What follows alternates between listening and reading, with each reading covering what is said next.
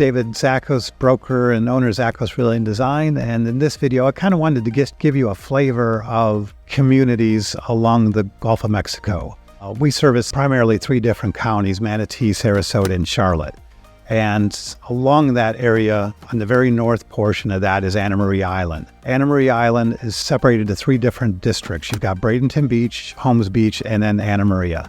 And I'm going to talk about all of them generally. As far as Anna Maria, it's on the northern tip. It's a little more private. Single family homes, lots of beach accesses, private beach access you wouldn't know about, but many rental homes, and it has a little bit of a different feel than Bradenton Beach and Holmes Beach. I would say it would be my top pick out of those 3 towns because it has a little bit laid back and you have to be dedicated to get there. It's kind of like a dead end. You go north and then. Holmes Beach is in the middle. It's very commercialized now, I would say. It's perfect if you like a lot going on, lots of activities as far as the beaches, the parks, lots of Airbnbs, short-term rentals, but it has a little bit different feel to it. So it's more commercialized now. I used to have a home up there, but no longer do. Bradenton Beach is on the southern part. It's kind of neat in the sense it has a small little micro town where you got a walkway along the beach with some ice cream shops and shopping and that type of thing, restaurants. Very nice park on the southern part of that, Coquina Beach. But again, very commercialized, very touristy, and all of Holmes Beach, Anna Maria Island, Bradenton Beach is very touristy. I just want you to realize that. If you go farther south than that, you've got Longboat Key. Longboat Key on the northern portion is less touristy. It's very secluded. So you're going to have a little bit calmer peace. You've got beachfront estates that are multi-million-dollar mansions. You've got a lot of condos, tennis facilities, and recreation facilities.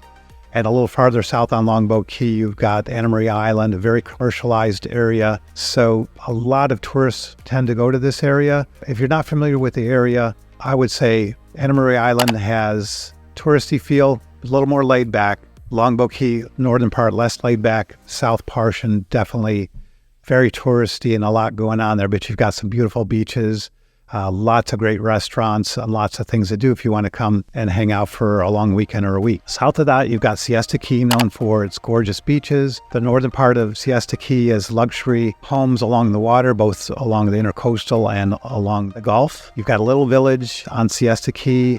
I used to actually work out of that little village years ago when I was a deputy. We had a community policing station there. They have festivals. They have a lot of things going on, but very touristy. In the middle of Siesta Key, you've got a lot of neighborhoods that have canal front properties. So you've got a very elite type of home there, waterfront boating experience that you may really look for.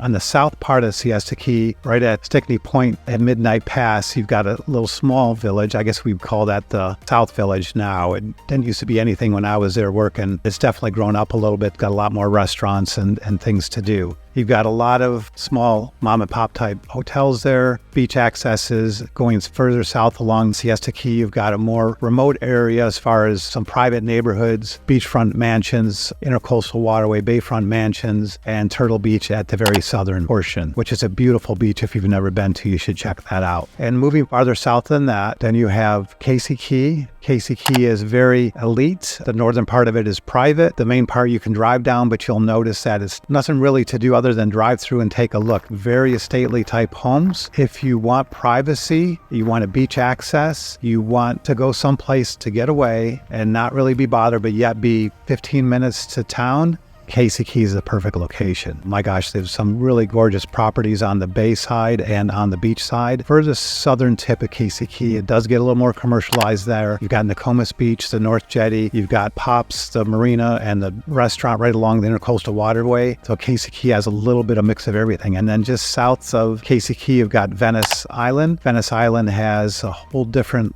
lifestyle. On the northern tip, it's more of a boating community, lots of canals, lots of boats, lots of marinas, lots of condos right along the beach. The middle part of the island, lots of single family residential. Used to be affordable and was just a sleepy retirement town. You would only find people 70s and 80s on Venice Island. Now you see all types of different families from young to old. There's 2 really good schools on Venice Island. It's got a slower pace, that's for sure. The town is very small, but lots of great restaurants, lots of things to do as far as parks, kayak launches, boating, bike trails, everything. When you go farther south than Venice, then you hit Manasota Key. Manasota Key is probably the most isolated beach you're going to see. Manasota Beach on the northern part of Manasota Key is a public beach. On the north side of that, you've got private estates, private community, very stately homes, and then all along Manasota Key you kind of have a mix of stately waterfront mansions, bayfront mansions. You've got a mix of some small mom and pop type condos and hotels. And then when you get into Charlotte County, south of Blind Pass Beach, you've got more single family homes, but you also have more condos and more affordable prices. When you get to the southern part of Manasota Key, you've got Inglewood Beach, and right around there you've got some really great restaurants, some dining, some cafes, and a small neighborhood just south of that is just a quiet little neighborhood along the beach. Something definitely you should consider. The price points are more reasonable there. Let's just say you can get something, a stone's throw to the beach from about $1 million to $2 million, as opposed to, Casey Key, Longboat Key, where you're going to pay, 3, 4, 5, 10 million. Wanted just to give you this quick overview, just to give you a flavor of those different communities. If you have any questions about any homes in any of these communities or any questions about the neighborhoods in these communities, please reach out. Thanks for watching. Look forward to speaking with you again soon. Take care.